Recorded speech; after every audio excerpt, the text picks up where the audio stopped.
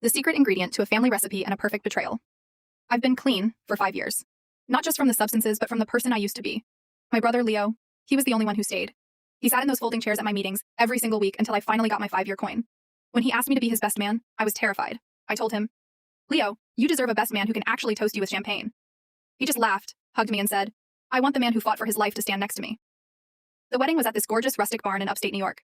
Everything was perfect until Leo's new father-in-law, Richard, arrived. Richard is the kind of guy who thinks willpower is something you buy at a country club. He never believed I changed. At the reception, the servers brought out the signature family punch. It's an old recipe, supposedly non-alcoholic for the kids and people like me. I saw Richard watching me from across the room, a weird smug grin on his face. I took one sip, and my stomach dropped. It wasn't juice. It was pure grain alcohol masked by heavy sugar. My heart started racing. 5 years of work, flashing before my eyes. I didn't swallow. I walked straight to the kitchen and spat it out. When I came back, Richard was standing by my seat, holding his phone up. Caught you, he whispered. I knew you couldn't resist. You're still just a junkie looking for a fix. I looked him dead in the eye. I didn't drink it, Richard. I know exactly what you did. He laughed, loud enough for the table to hear.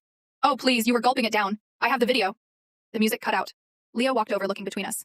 What's going on? Richard smirked. Your brother just broke his streak, Leo. I caught him. He's a liar. I pulled a small sealed water bottle from my suit jacket. I brought my own drink, Leo, because I knew someone wouldn't respect my boundaries. I pointed at the punch bowl. He spiked the family recipe. Check the cameras. Leo's face went from confusion to pure rage. He didn't even look at the cameras. He looked at the server, then back at Richard. Get out. Leo, I was trying to protect my daughter from...